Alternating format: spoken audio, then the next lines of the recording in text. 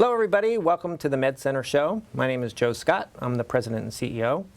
At the medical center, every day we enhance life. And one of the people that does that is Dr. Andy Novick. Dr. Novick is the chief of our radiology department. Dr. Novick, tell us a little bit about yourself and kind of about your training and education. Well, first, thank you for having me here. Good morning. Sure. I'm a radiologist and chairman of the radiology department at the medical center. I'm an interventional radiologist. I'll get into a little more detail about that later. I trained in New York at Mount Sinai Hospital, and I've been in practice in New Jersey for 27 years now, and came to the medical center a little over a year and a half ago. Great. So you trained at Mount Sinai. So people really don't need to go to New York, right, to get great doctors? And we have a lot of great doctors on our staff who are trained in New York and, actually practice there every day. Not only great doctors, but great technology. Sure. There's very few things that we can't do at the medical center that are done in New York City or any place in the United States for that matter. Right.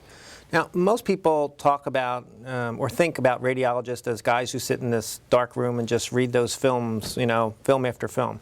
But you also do some other things, right? Right. So you're... Well, we still like to sit in dark rooms. You still we still like to do that, right, too. That's good.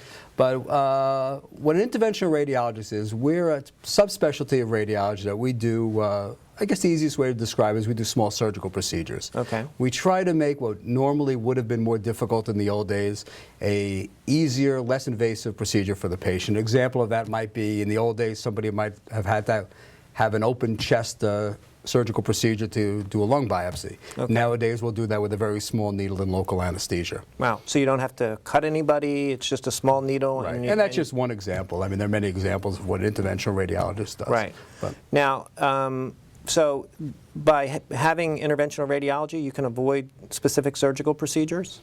Give us some examples, some patients that came into the hospital. One good example might be, last year, for example, we had a young pregnant woman, about 20 weeks pregnant, that had a massive blood clot in her lung and was doing very, very poorly, couldn't breathe. We were worried about the mom, we were worried about the baby. Sure. We were able to put 2 small catheters, tiny little tubes, just barely could even see them, up through both groins, into her lungs, inject some blood clot dissolving medicine.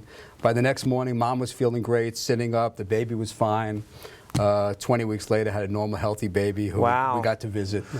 And if we had not been able to resolve that issue, what would have happened, do you think? Well, we had discussed that. The one nice thing about Jersey City Medical Center is that we have a very good team approach. Right. When this woman came into the hospital, within about a half an hour, we had the cardiology department, we had the vascular surgeons, we had the thoracic surgeons, the high-risk neonatal pregnancy physicians. Everybody was down there in my office, and we were discussing what were the options with her. And the options were not very good. Right. The options, one is to just give a high dose of blood clot dissolving medicine and hope that she would do okay. But we knew that the risk to the baby would be at least about 20% of losing the baby and possibly losing the mom too. There's also the possibility of actually cracking the woman's chest open like you would see on ER. Wow. But that's a very, very high risk. So we wanted to do something that would be easy for the mom and help the baby too, and that worked out very well. So you read radiology films, and at the same time you do those life-saving procedures. So that's really, really cool. So what other types of radiologists are there? Well, in our group, we have a very large radiology group. That's one nice benefit that we have. When we came to Jersey City Medical Center a year and a half ago, there was a very good radiology group here. But I think what we needed was more breadth. We needed a bigger bench, and that's one thing our group, University Radiology Group, has. We have 100 radiologists in our group. And in that group, we have specialists in not only interventional radiologists like myself, we have specialists in musculoskeletal, bone radiology, we have many neuroradiologists, we have specialists in pediatric radiology. So there are radiologists that specifically just do neurological work, and that's all they specialize in, or just in musculoskeletal? Well, they do a little of everything, but that's their subspecialty. I mean, it's such a large group. We even have specialists among the specialists. We have musculoskeletal people that only like feet, and other guys that only like shoulders. So one nice thing about that in a group like ours is we always have our radiology group staffed.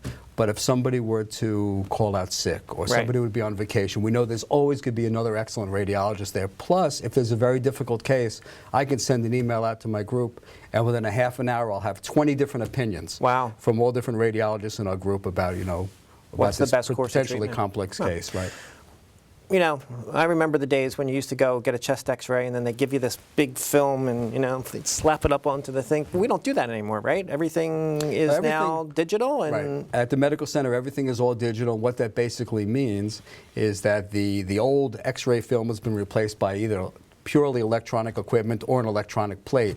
And the advantage of that is, for example, when we go up and we do the sickest patients in the hospital, we have to take x-rays on all of the patients, portable x-rays on all of our patients in the ICU that have just had cardiac surgery, for example. Sure.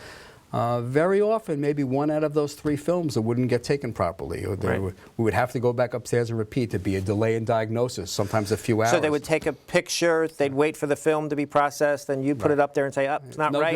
Good. They got to go back up again. Nowadays, the technologists, when they take the film, they could see the picture immediately on a little screen. Oh, wow. They know whether it's adequate or not. Right. And even if it's a little bit off, we can adjust it afterwards. Right. Just the way you would adjust it on your digital camera. Wow. We can adjust it the same way. So Well, very rarely do films get repeated anymore. So since you have this network of 100 radiologists, can you then send those films out to the different radiologists so they can give you some other opinions also? So Better than that, I don't even have to send them. We're all linked.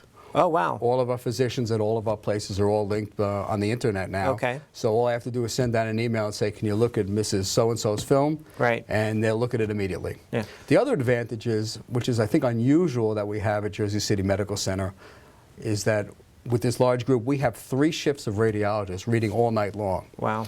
In most centers, even a lot of the large hospitals in New York City and around the United States, the big mega centers, Sure. the radiologists will work up to a certain time of day, go home, and they'll have outside companies reading, outsourcing these films, and sometimes they're scattered all over the world. And very often they do a very good job. Yeah. But there's no substitute for having your own radiologist reading 24/7. Right. Yeah. They know the way the hospital works. They know the way the ER physicians are. Right. They know what the ER physicians like. There's nothing like having your own people reading. Well, especially I think at a place like the medical center, you know, we have trauma that comes in all night long. So if we've got our own group of radiologists who understand our process and our flow, that's much better. I think you're right. Before you came here, we used to outsource after 11 o'clock. I think we went to India. Right. And they had radiologists in India who were reading our films. Now we've got our own group. You understand the flow. You know, we do critical things at the hospital all day long. So I'm sure that helps, you know, the emergency room physicians, our cardiac surgeons, our trauma surgeons, to know that you guys are going to be there 24/7. Right. Yeah. And of course, the interventional radiologists like myself are on call 24 hours a day. So if something happens at 3 o'clock in the morning, a gunshot, a knife wound, or a sick patient like I described before, we're available. Sure. Now, one of the things that we're trying to encourage people is to make sure that, for example, women go have their mammography exams. Talk a little bit about the technology around mammography, because would you have special computer programs that look at those films also? Well, our mammography is done at our Christy Kerr Women's Medical Center, where we have a beautiful outpatient center there. And we do everything related to mammography, women's health. Right. We do mammography, we do bone density studies, we do breast MR, breast ultrasound, biopsies, basically the entire gamut.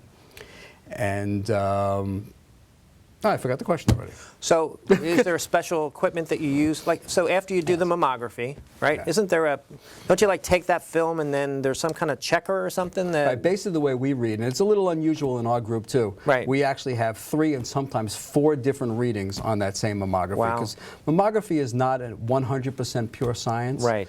It's very difficult to read, and we like as many people reviewing the same film as possible. Sure. So what we use, at least in our group, we have the first physician will look at it. We have the computer looks at it. We use artificial intelligence computer systems to actually look at that. So that's a second reading. And then unbeknownst to the second reader, we have a second reader that comes in not knowing what the first reader saw or what the computer saw, reads it again, and then if either of those 2 disagree, we have a third doctor look at it.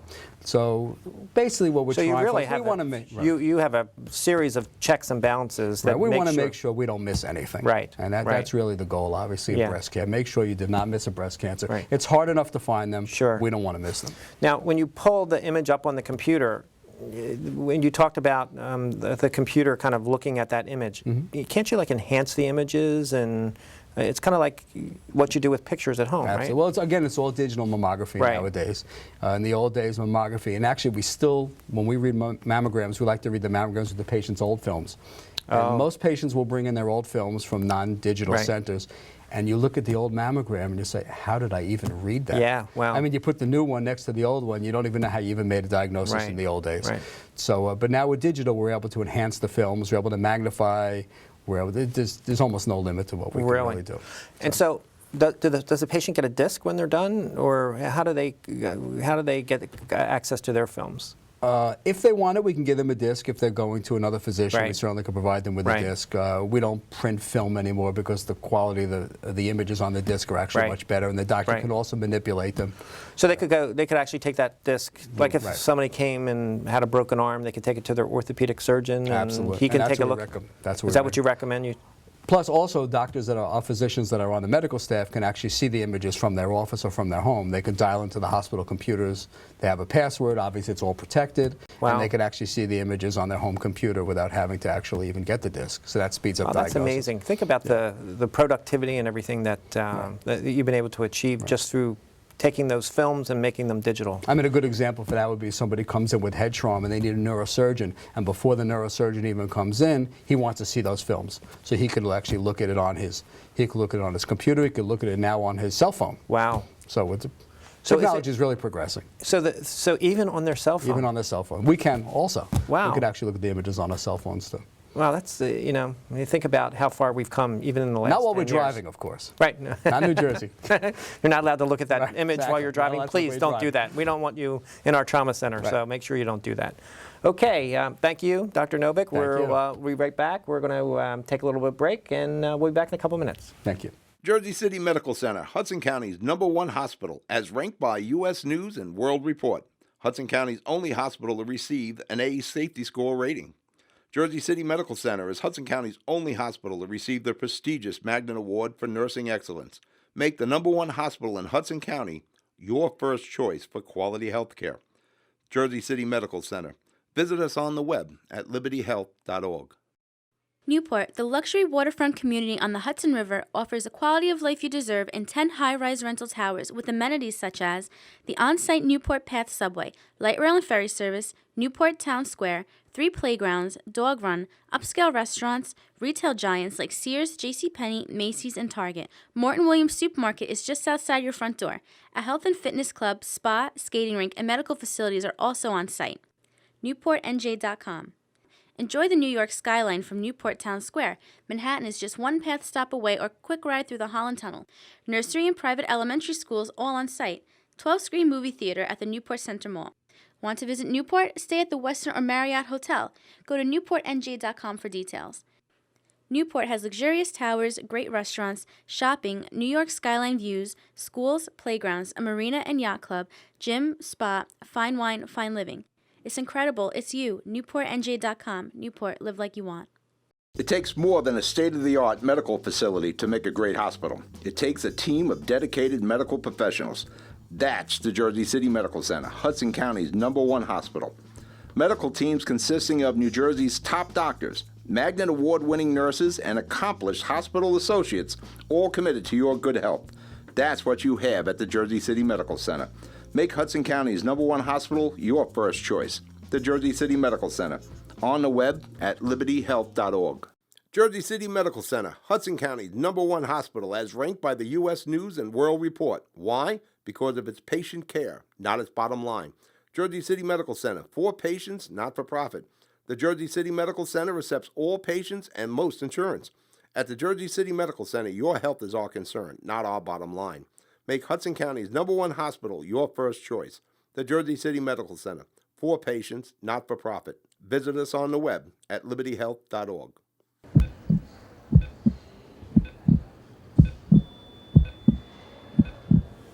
Welcome back. I'm Joe Scott, the president of Jersey City Medical Center. Welcome to the MedCenter show. We're here with Dr. Andy Novick, who is the chair of the Department of Radiology. And we were talking a little bit about mammography. And one of the things you mentioned was breast MRI. So tell us a little bit about, when would you use an MRI for? How does that work? What's the progression? You get a mammography and then do you automatically get an MRI of the breast, or how does it? MRI, which stands for magnetic resonant imaging, it's a device actually that we use all over the body. Over the last 10 years or so, it's really come to the forefront in the use of diagnosing difficult cases in mammography. An example of that would be a woman with very dense breasts, where you basically really can't differentiate the small masses from the underlying breast tissue. Where MRI is very helpful because it really helps the cancers, if they're there, really just kind of jump out at you. Wow. Another example might be... So what percentage of patients normally or have dense breasts? What percentage of women? Well, there's different classifications of dense. Right. The very, very dense ones, probably about 10% or less. Okay. But even that is not necessarily for every patient. We also use ultrasound in diagnosing, breast masses in women with dense breasts. But MRI is particularly good in trying to find cancers in dense breasts, and also women that have known breast cancers that we're trying to work up that woman in terms of, are there other masses? What's the extension of the mass? So the MRI really gives you a more specific, clear reading? Very specific, and well, it's a different kind of reading. They're complementary. Okay. We use everything. We use mammography, we use biopsy, we use ultrasound, and MRI, of course. So does every MRI machine, can every MRI machine do breasts? Be able to do breast readings? Most of the good new ones, and obviously you have to have new equipment, and we have very good equipment at our outpatient center. We have a very new machine there. And you need special coils. Coils are basically like the antenna that we use for MRI. Oh, I see. And it has to be specially designed for it. Plus you also need special software, special computers to analyze it.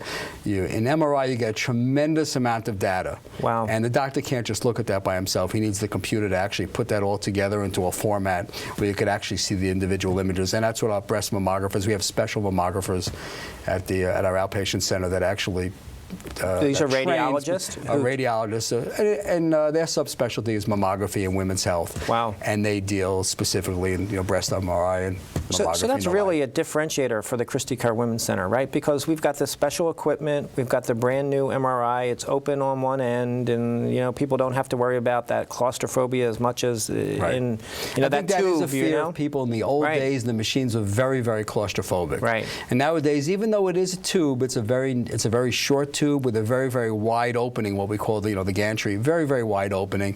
And even our claustrophobic patients are not too claustrophobic when they get inside that machine. Wow. It's a big advance, and the machines are getting bigger and bigger. Do we do anything to help people who are claustrophobic if they have that worry? I mean, are there any special pieces of equipment? Well, there are. There's actually music that they listen to that helps relax them a little. Some people will actually, and this is a small segment of the population that are really claustrophobic. We could actually take medication in advance to relax them. Okay. But nowadays, most patients really tolerate it pretty well. Do. Even claustrophobic patients do very well. Wow, wow.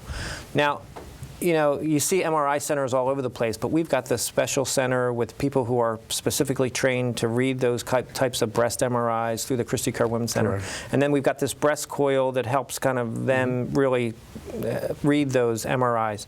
So people should be very careful about having a breast MRI and making sure that the center has the right equipment and the radiologist to read it, right? I mean, isn't that key as we move forward? It's about the equipment, it's about the technology, and it's about the people. Yeah. And you need the people behind you. Wow. Another advantage is that we have, if we have patients that are really claustrophobic or children, we have the anesthesiologist can actually come down and actually put the people to sleep. Wow. We actually do that at the hospital. Right. Because, we want the patients to get full anesthesia. Sure. We don't do that in the outpatient center.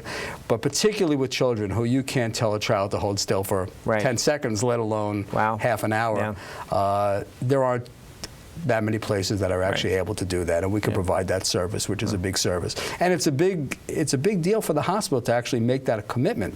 You have to get all the equipment MRI compatible. These are hugely strong magnets.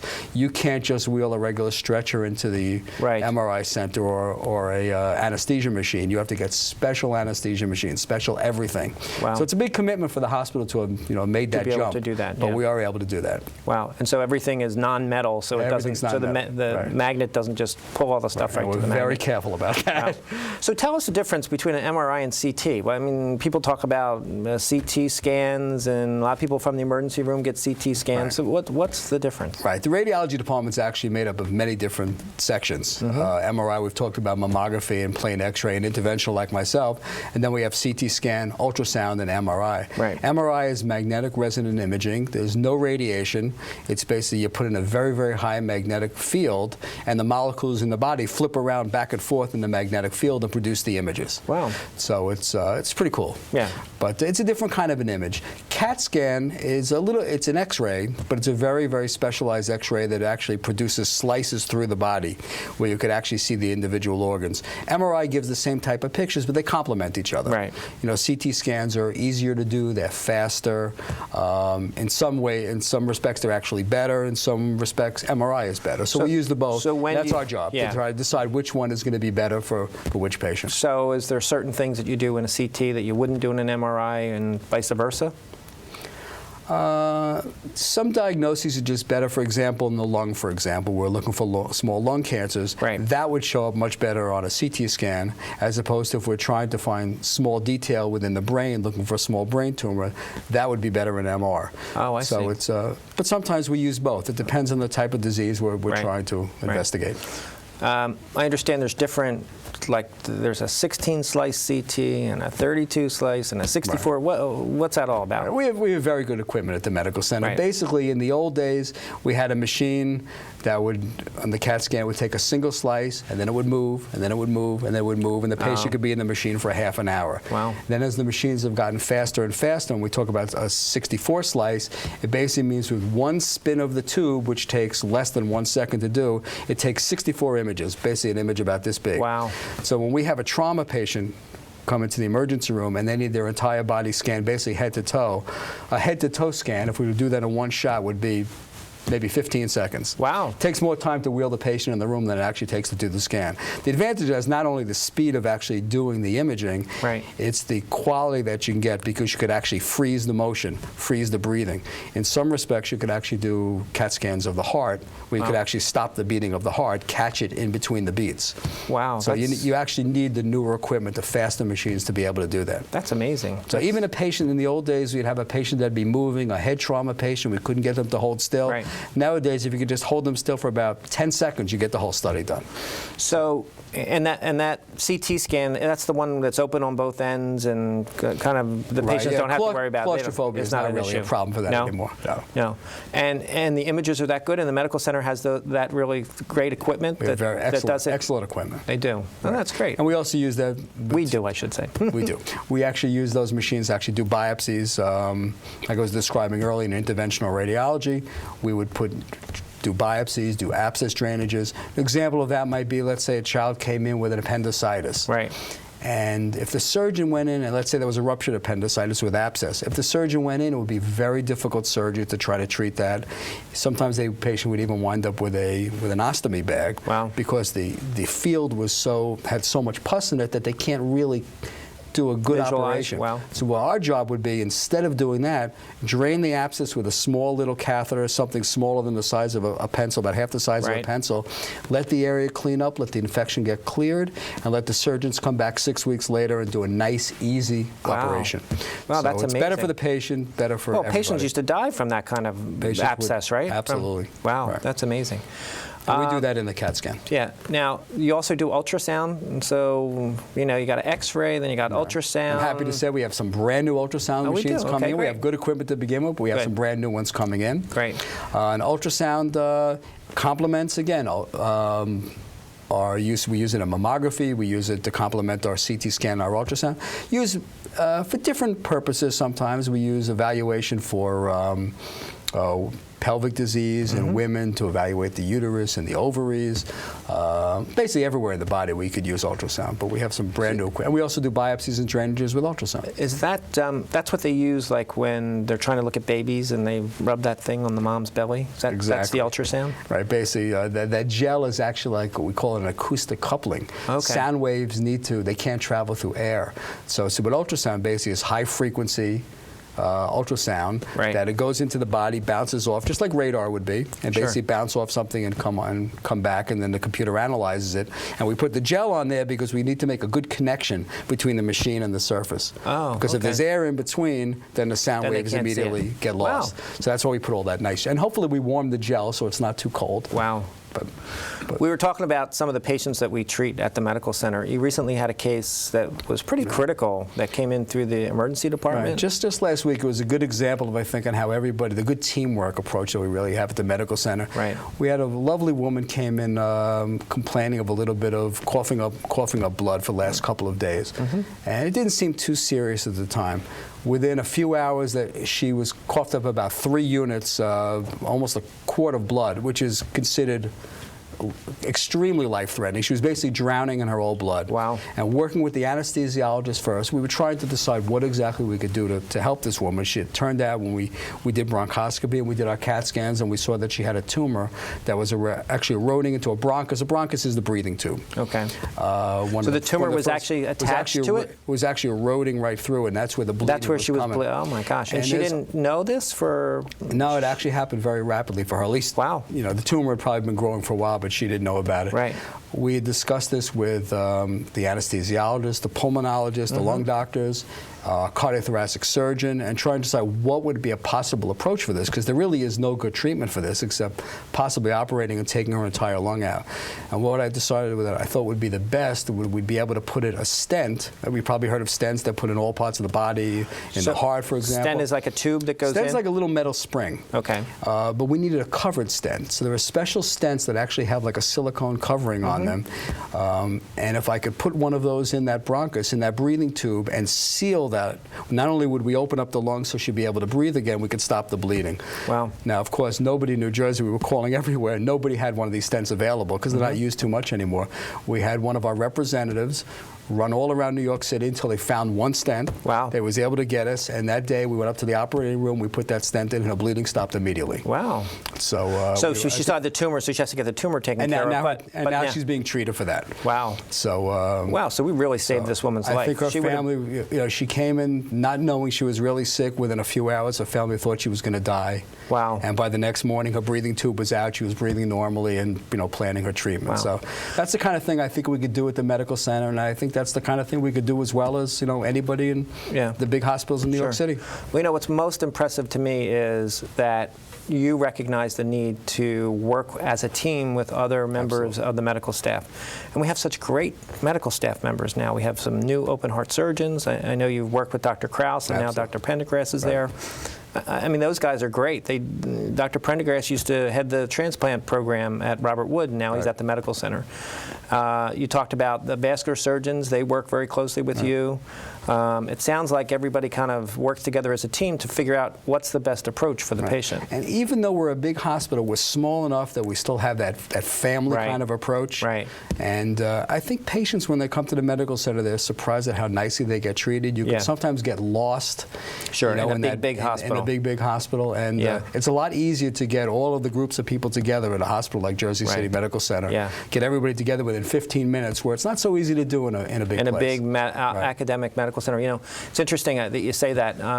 You know, when you think about the big New York hospitals, they're so huge, and there's so many things that are going on there. Like you said, to get everybody together to have a consult like we can do. You know, we're 316 beds. We're actually getting ready to do some expansion and build some more private rooms. So that'll give us an opportunity to do some more things, but we're still half the size of those huge hospitals, and that really becomes a competitive. It makes a big difference. Becomes really a life-saving advantage for us, and that's really great. If we could do things, we could do them quickly. Yeah, no question. Dr. Novick, thanks so much for coming. Thank you. I enjoyed the conversation. You kind of gave us some insight into all the things that we do at the medical center. This is the Medical Center Show. Thank you for joining us. I would look forward to seeing Dr. DeGioia on our next show. Thanks.